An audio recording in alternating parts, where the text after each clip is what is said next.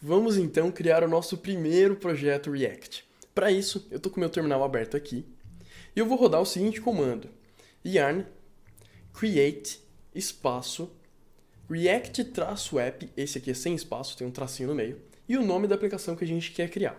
Então, a primeira aplicação que a gente vai criar é um blog, na verdade só um post de um blog, é uma página só, super simples, mas eu vou chamar de blog aqui só para simplificar.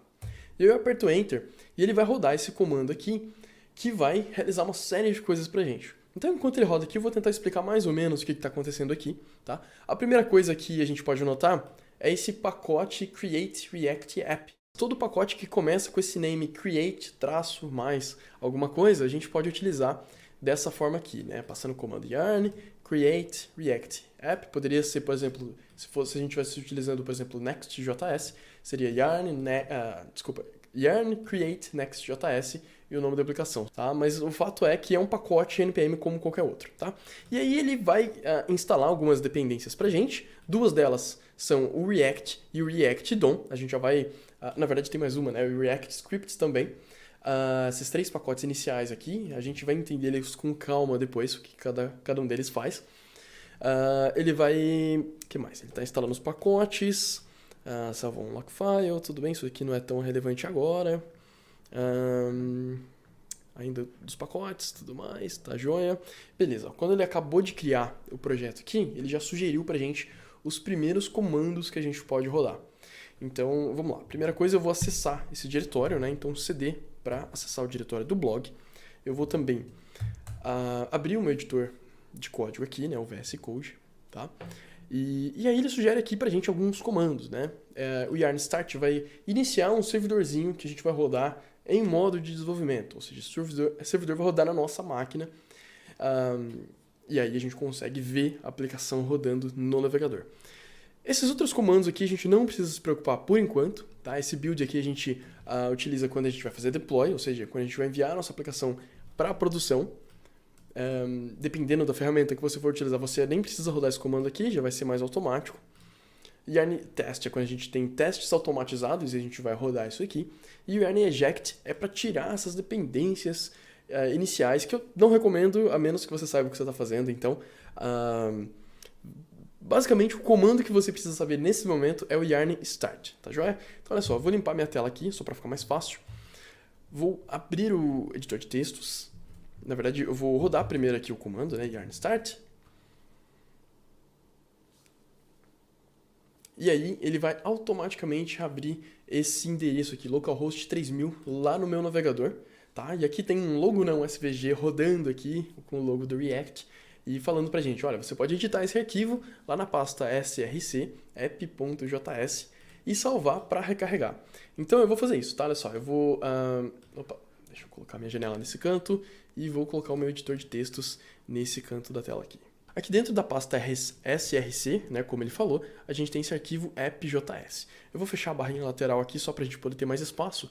E aqui a gente já está vendo o arquivo mais relevante nesse momento, que é o nosso primeiro componente, né, um componente chamado app. Ele é simplesmente um arquivo com extensão .js, né, de JavaScript, porém ele tem conteúdo de HTML aqui no meio, tá? Então, para isso, eu vou até abrir uma nova aba aqui para poder explicar. Esse tipo de arquivo é chamado de JSX. JSX significa JavaScript com XML, né? Se você conhece um pouquinho de HTML, o HTML usa uma estrutura de XML, né? Que é essa estrutura com tags, abre, fecha, com atributos, com tudo. Então, JSX significa nada mais, nada menos do que JavaScript com XML. Ou seja, é a forma que a gente utiliza para colocar HTML dentro de um arquivo JS. Isso pode parecer muito doido para quem nunca trabalhou com JSX ou com React antes, mas é bastante comum fazer as coisas desse jeito aqui. Pode parecer muito confuso, porque tem muita coisa aqui de uma vez, né?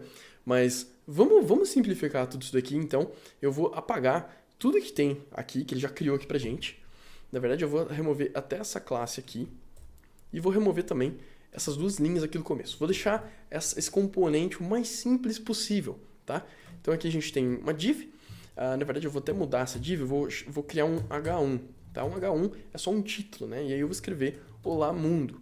Quando eu salvar esse arquivo, vejam que eu não vou nem fazer nada lá no navegador. Quando eu salvar esse arquivo, ele já vai automaticamente atualizar o navegador ali para mim. React faz isso através de um recurso chamado Fast Refresh, tá joia? Ou seja, uma atualização rápida, né?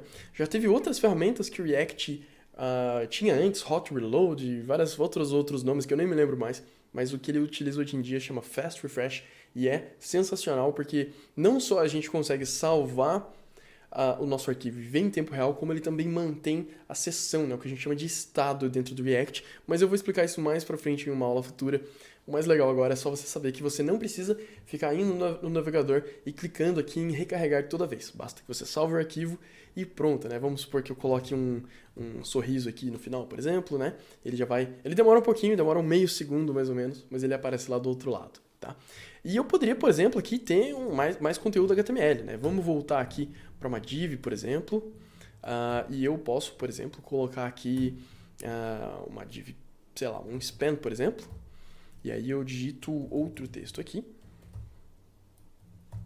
Quando eu salvar, ele já vai aparecer lá. Na verdade, deixa eu voltar o H1 aqui.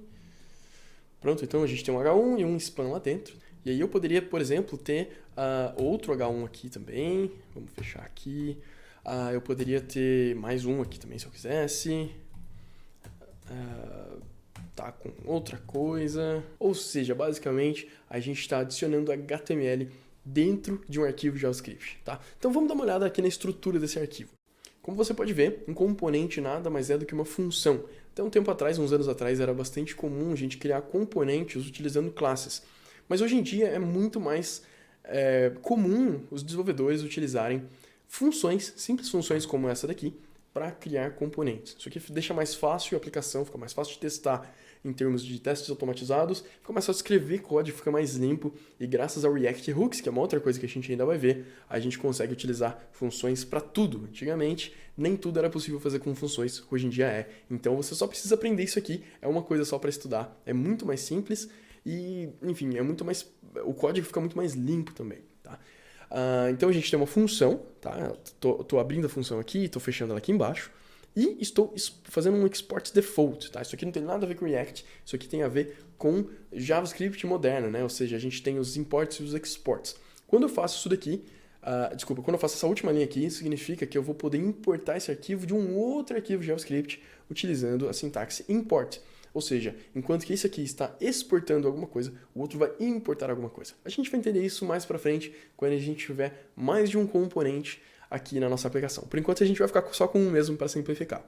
E dentro dessa função eu tenho um return, ou seja, eu poderia ter mais coisas aqui dentro, né? Eu poderia, por exemplo, ter uma variável chamada, não sei, vamos chamar de texto, melhor, vou chamar de nome, vou digitar meu nome aqui, e aí eu poderia, em vez de olá mundo, eu poderia falar assim, olá, e colocar entre chaves o Lucas. A partir do momento que eu salvar, ele vai utilizar essa variável dentro do meu HTML. Olha que massa. Então ele já colocou lá para mim. E se a gente inspecionar esse elemento, deixa eu colocar para baixo aqui o meu DevTools. Se você não sabe como é que utiliza o DevTools, cada navegador vai ter um atalho, tá? Mas no Google Chrome é geralmente Command Option J no Mac e Ctrl Alt J no Windows e no Linux. Se você tiver em dúvida, procura aqui no menu, digitar aí JavaScript Console ou ainda DevTools, tá? E aí você vê qual que é o atalho aí no seu navegador, no seu sistema operacional, tá? Ou ainda você simplesmente clica com o botão direito em alguma coisa e clica em Inspect. Ele também abre. Eu acho mais fácil decorar o atalho, porque eu acabo usando muito o DevTools, então é bastante interessante aqui para mim. E aí você pode clicar nessa setinha para selecionar um elemento, por exemplo, né? E aqui a gente tem o H1, e dentro do H1 a gente consegue ver que tem exatamente o mesmo conteúdo que a gente colocou lá no nosso template. E obviamente a gente poderia criar outras variáveis aqui, a gente poderia também adicionar funções, e a gente vai fazer isso nas próximas aulas, dá pra gente fazer muita coisa legal aqui. Algo bastante importante quando a gente está escrevendo JSX é se lembrar que, por mais que pareça muito com HTML, não é HTML. Isso significa que, na prática, a gente tem que lidar com pequenas coisinhas que são diferentes. São bem poucas e provavelmente não vai ser um problema para você, porque a gente acaba acostumando muito fácil com essas coisas. Então eu vou dar um exemplo aqui. Nessa primeira div, eu quero adicionar uma classe vamos supor, uma classe chamada red. Vamos supor que esse texto aqui fosse ser vermelho, tá? Classe é um nome reservado do JavaScript. Então a gente está escrevendo classe aqui no HTML, né, que seria referente a uma classe do CSS, porém, tudo isso daqui é um arquivo JavaScript, então vai dar esse conflito porque classe é um nome reservado. Para resolver isso, React ele tem um nome equivalente, um atributo equivalente ao class chamado className. Tá? Então, se eu simplesmente salvar dessa forma aqui, className, quando a gente olhar aqui na div final, ele vai traduzir className para class, porque ele sabe que foi isso que a gente quis dizer. Então, assim, é lógico, né, não ficou nada vermelho, porque a gente não tem essa classe red, tá? Eu não fiz nada no CSS, mas se eu tivesse, ia funcionar perfeitamente, tá? Então, não se esqueçam, toda vez que você for criar uma classe, a gente precisa utilizar className em vez de class. Isso é bastante comum a gente errar no começo, mas é basicamente a diferença mais gritante de quando a gente vai escrever HTML. Tem uns outros pequenos detalhes, mas esse é de longe o mais importante. Então lembra aí, em vez de class, usa className.